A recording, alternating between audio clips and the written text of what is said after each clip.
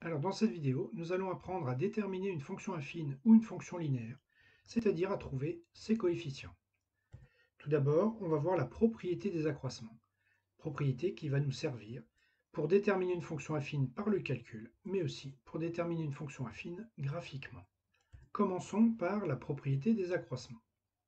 On prend une fonction f de x, une fonction affine, donc on écrit ax plus b. On va avoir besoin de sa représentation graphique, donc imaginons que cette fonction affine se représente par cette droite. On va prendre deux points sur la droite, n'importe où, et on va les étudier. Ce point-là a pour abscisse x1. Et donc son ordonnée, c'est quoi? Eh bien c'est l'image de x1, qu'on peut écrire f de x1. On a donc f de x1 égale, c'est donc l'image de x1 à x1 plus b. Deuxième point, pareil, on prend son abscisse, x2. Son ordonnée est donc l'image de x2, donc f de x2. Et f de x2, c'est aussi égal à ax2 plus b. Calculons maintenant la différence entre ces deux images, f de x2 moins f de x1. Graphiquement, à quoi elle correspond? Eh bien, on va dire qu'elle correspond en fait au déplacement vertical de f de x1 à f de x2. C'est le déplacement vertical. C'est un nombre relatif qui nous indique donc ce déplacement. On dira aussi que c'est l'accroissement de f de x. Donc, cet accroissement est égal à quoi? On va prendre les expressions algébriques ici. C'est-à-dire ax2 plus b pour f de x2 moins ax1 plus b. On va supprimer les parenthèses pour pouvoir ensuite réduire. Là, les b vont s'éliminer. Donc il nous reste ax2 moins ax1. Et ensuite, pour terminer, on va factoriser par a. Et ça nous donne donc a facteur de x2 moins x1. Et là, on obtient x2 moins x1. Graphiquement, c'est quoi? Eh bien, c'est aussi un déplacement, mais horizontal. C'est-à-dire, c'est l'accroissement de x. Donc, x2 moins x1 correspond au déplacement horizontal, qui est aussi un nombre relatif, qui nous indique donc l'accroissement des abscisses dx. Que constate-t-on? Eh bien que l'accroissement des f de x est égal à a multiplié par l'accroissement des x. Donc on va dire que les accroissements de f de x sont proportionnels aux accroissements de x de coefficient a. Alors ce a justement, on l'obtient en faisant f de x2 moins f de x1 sur x2 moins x1. Et ça va nous être très utile pour calculer le coefficient a d'une fonction affine. Il suffira de prendre l'image d'un point moins l'image d'un autre point, divisé par l'abscisse du premier point moins l'abscisse du deuxième point. Voilà ce qu'on appelle la propriété des accroissements. Comment déterminer une fonction affine par le calcul? Prenons un exemple. Soit f une fonction affine telle que l'image de 3 c'est moins 5 et l'image de moins 1 c'est 3.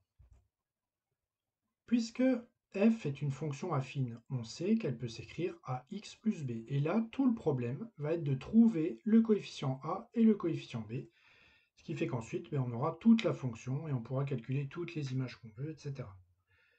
Donc voilà ce qu'on appelle déterminer une fonction affine, c'est trouver son coefficient a et son coefficient b. Donc on va utiliser la propriété des accroissements qu'on vient de voir.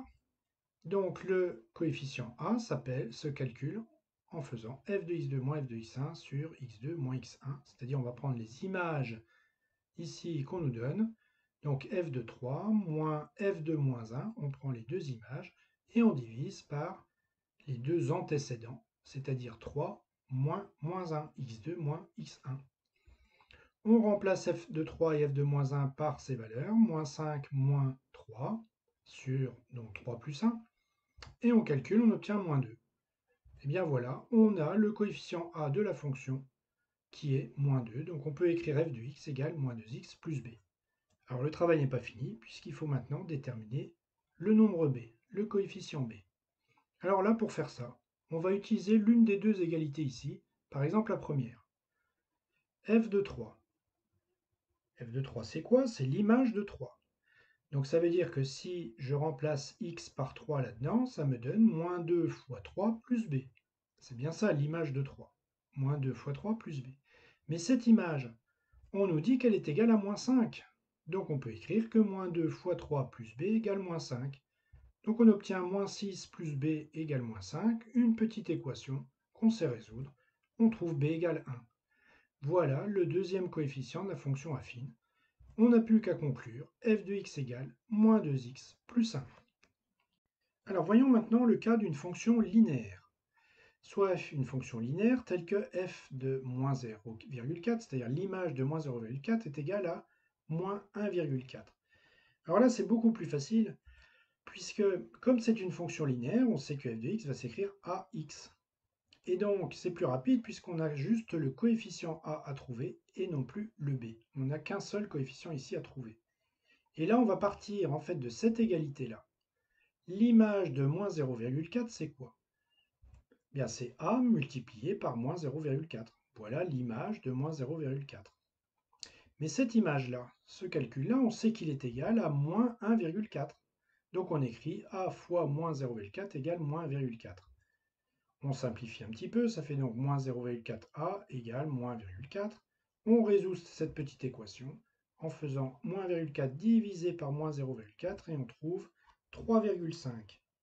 On peut donc conclure que la fonction linéaire f de x est égale à 3,5x. Alors voyons maintenant comment déterminer une fonction affine graphiquement. Prenons un exemple. On a tracé une droite dans un repère. Cette droite représente forcément une fonction affine. Et cette fonction affine, on peut donc l'écrire sous la forme ax plus b. Donc tout le travail ici va être de trouver le coefficient a et le coefficient b. Alors contrairement à tout à l'heure, on va calculer tout d'abord, on va déterminer tout d'abord le coefficient b. Pourquoi? Parce que c'est le plus simple en fait. Le coefficient b, c'est quoi?